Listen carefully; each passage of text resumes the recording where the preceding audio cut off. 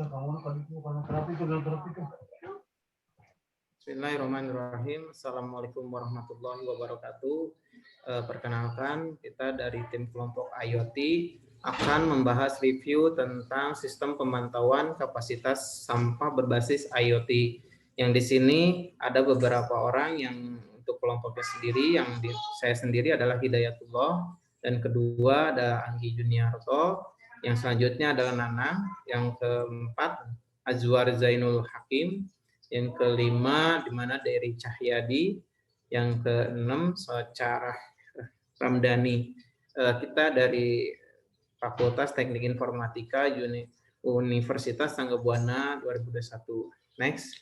Dari pembahasan IoT ini, daftar pembahasannya adalah yang pertama latar belakang, yang kedua bahannya, yang ketiga cara buatnya, yang keempat cara kerjanya, manfaatnya, next kekurangan dan kelebihan sendiri. Dari pembahasan sendiri ini akan dibahas ke tim masing-masing, yang dimana akan pertama bahasnya latar belakang sendiri yang akan dibahas oleh Saudara Nanang, rekan tim dari kelompok kita. Untuk selanjutnya boleh langsung dari Bapak Nanang untuk membahas dari latar belakang sendiri. Oke, terima kasih waktunya Pak Iday. Kali ini saya mau ngebahas tentang latar belakangnya dulu, tentang proyek yang bakalan kita buat ini. Maksudnya yang bakal kita presentasikan ini dan proyeknya sudah kelar kita garap ya. Ini berkaca ke latar belakang bahwa bencana banjir ditinjau dari aspek ekologis, merupakan peristiwa fisik yang terjadi di lingkungan hidup manusia. Jadi itu emang hal lumrah ya teman-teman, sering terjadinya banjir di kota-kota besar di Indonesia itu ya teman-teman. Terus adanya lagi slogan buanglah sampah pada tempatnya, nampaknya tidak lagi efektif dalam memberikan hasil positif dalam hal menanggulangi sampah. Jadi kan kita sering mengetahui buanglah sampah pada tempatnya ya, tapi pada umumnya, pada praktiknya kita buang sampah itu semaunya ya, kadang di kali, kadang di jalanan, begitu ya teman-teman. Nah ini sangat berkaitan sekali dengan proyek yang bakal kita share kali ini. Selanjutnya, di lain pihak, produksi sampah tidak sebanding dengan sistem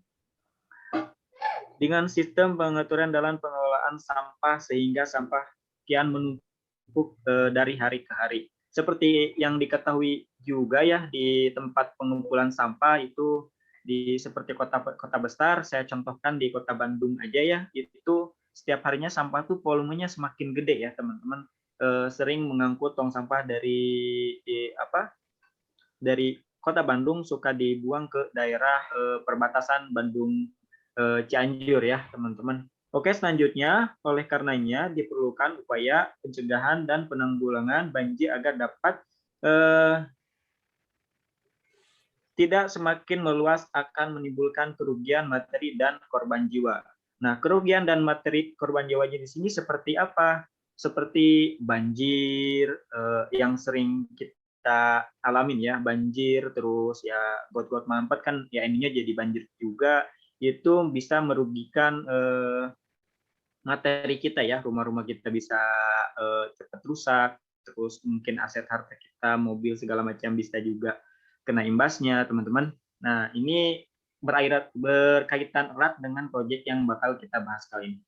Terus seterusnya menurut saya metode riset pengelolaan atau penanganan sampah lebih dominan dilakukan dengan cara manajemen atau daur ulang bernilai ekonomi. Terus selanjutnya juga, sementara itu pengelolaan sampah yang hanya mengandalkan petugas kebersihan dalam mengosongkan tempat sampah di lingkungan pemukiman kependudukan, ke tempat penanggulan sampah ke TPS ya. TPS itu kayak tempat pembuangan sampah, kayak tadi kalau di Bandung tuh ada di perbatasan Bandung Cianjur, kayak gitu ya teman-teman. Itu kan ada maksudnya ada yang ngaturnya. Sedangkan kalau dengan yang kita buat ini nanti bisa mempermudah lagi ya.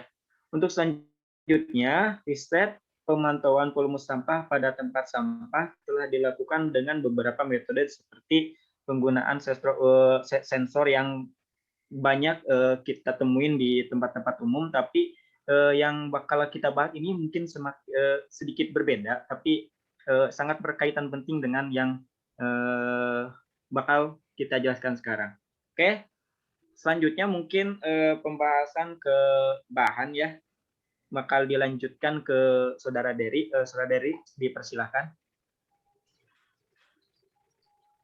Iya, terima kasih kepada Saudara Nanang ya, yang telah membahas latar belakang dari proyek sistem pemantauan kapasitas sampah berbasis IoT ini. Selanjutnya, saya dari Cahyadi akan membahas bahan apa saja yang digunakan pada proyek ini. Ya, pertama, perkembangan sistem monitoring kapasitas tempat sampah dibutuhkan beberapa bahan.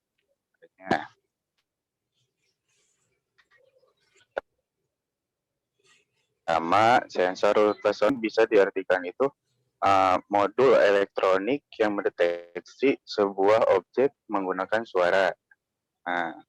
Nah, pada di sini sensor ultrasonik ini digunakan untuk mendeteksi level atau ketinggian sampah di dalam tempat sampah. Ya, yang kedua, bahan yang kedua ini yaitu Arduino. Arduino Uno ini bisa diartikan sebagai board microcontroller berbasis ATmega 328 atau datasnya. Arduino Uno di sini sebagai microcontroller dan kirim data menggunakan modem Wi-Fi.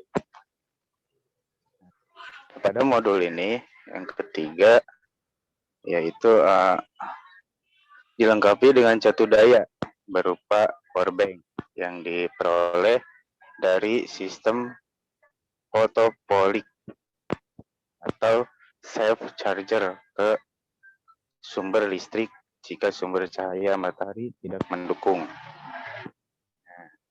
Terus yang keempat ini itu HTTP. HTTP di sini sebagai protokol IoT. Protokol IoT fungsinya sebagai proses pengumpulan data sensor secara online dan real time dilakukan dengan menggunakan MQTT. Oke, yang terakhir ini membuat dan memasang sebuah aplikasi berbasis Android pada smartphone untuk menampilkan data level sampah dan notifikasi tempat sampah yang sudah penuh. Mungkin segitu bahan yang bisa saya presentasikan. Selanjutnya akan dilanjutkan oleh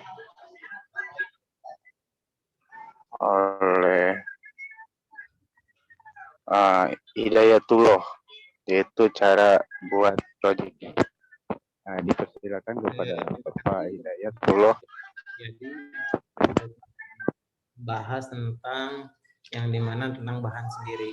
Di sini saya sebagai untuk membuat cara gimana penampungan sampah berbasis IoT ini, cara buatnya seperti apa, step by stepnya.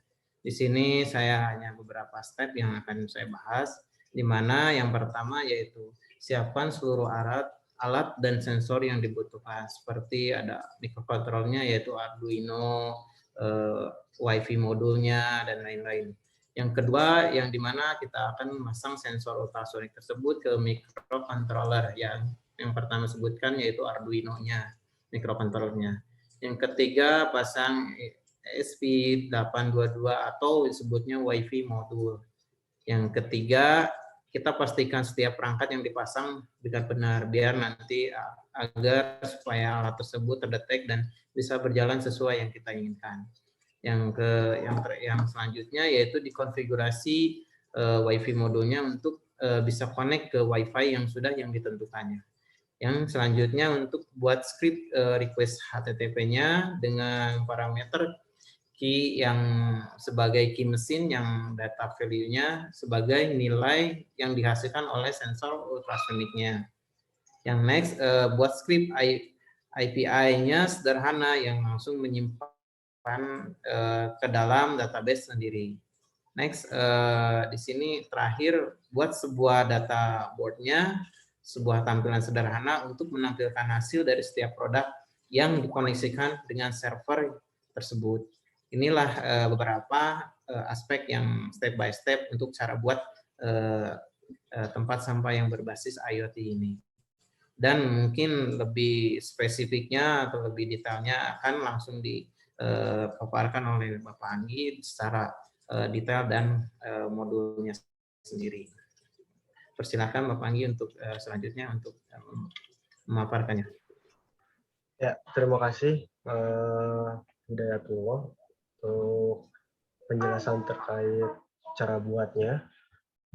Kali ini saya akan menggambarkan sedikit cara kerja dari sistem pemantauan ini sendiri.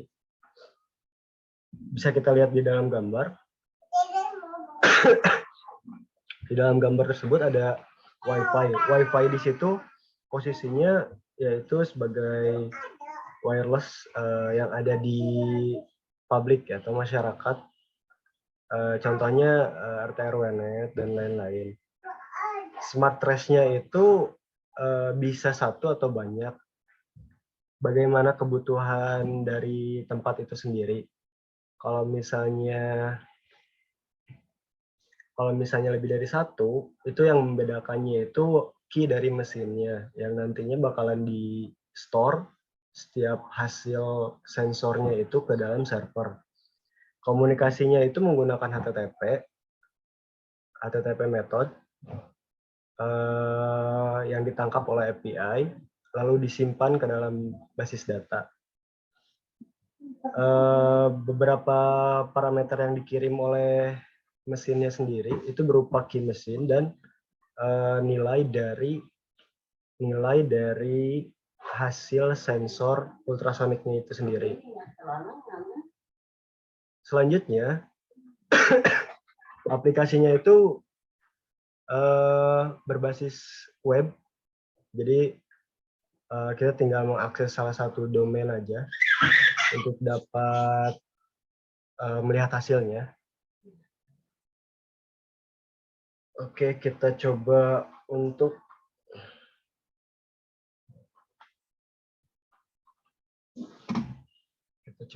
pin video. Ini penampakan dari si alatnya. Di sini ada power bank sebagai catu daya. Lalu di dalam sini ada Arduino Uno, ultrasonic, dan ESP28266 atau Wi-Fi modul. Nah, si ultrasonicnya itu ada di sini, di bawah sini. Dia akan mendeteksi sampah itu udah penuh atau belum. Kalau misalnya padatannya itu sampai menyentuh ke sensor ultrasonik, dia akan beritahu bahwa tong sampah ini penuh. Itu.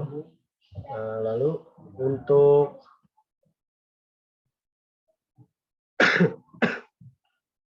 sorry.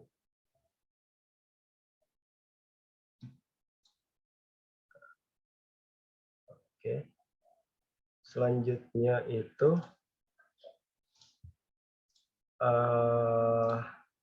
kita coba tampilkan dashboard dari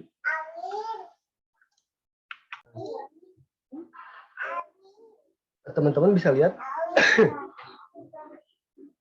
Ya, di sini ada dashboard yang bisa ditampilkan oleh sistem. Karena berhubung kita cuma punya satu mesin, hasil yang ada di list produknya baru ada satu. Ini yang udah pernah store data ke server. Nah, sekarang kalau misalnya kita coba isi si box tadi, misalnya sama beberapa sampah deh.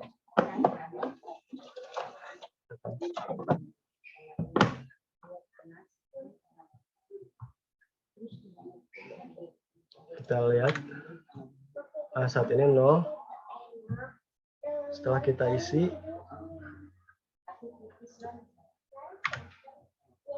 nah, jadi kurang lebih seperti itu.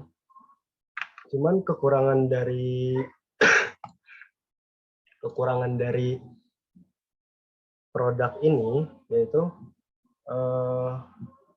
kalau misalnya ukuran tong sampahnya berbeda, itu perlu disetting lagi, perlu kita setting ulang lagi agar perhitungan presentasinya itu jelas. Oke. Dari saya cukup sekian. Mungkin selanjutnya akan dilanjutkan oleh Azwar terkait manfaat. Ya. Bukan Azwar, sorry. Socha. Ya, dipersilakan.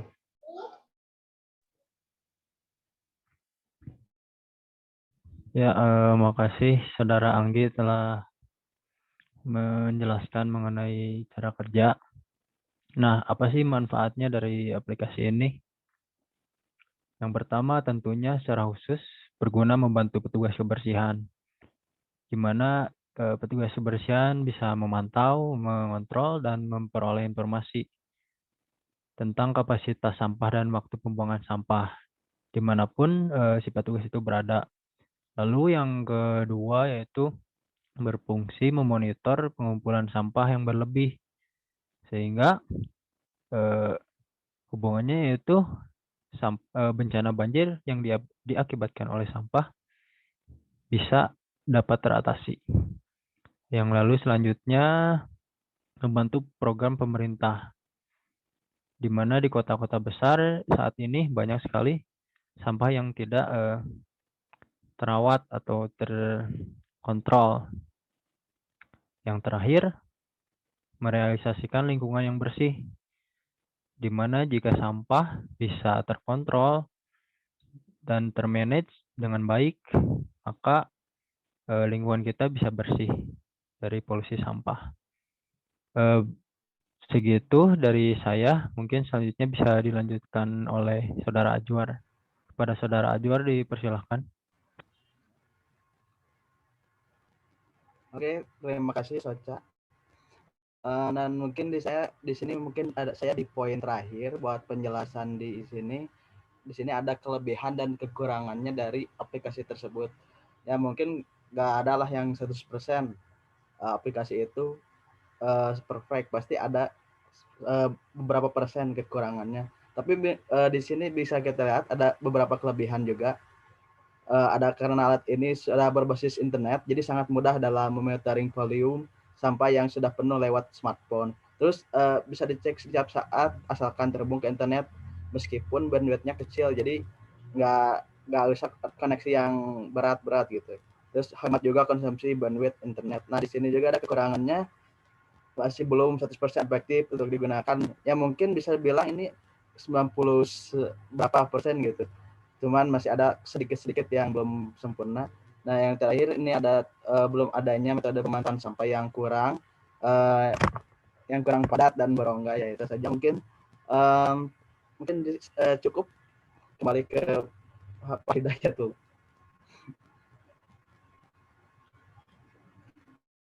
Oke, terima kasih Bapak Azwar untuk pemaparan terakhir dari pembahasan kelebihan dan kekurangannya. Di sini kesimpulannya mungkin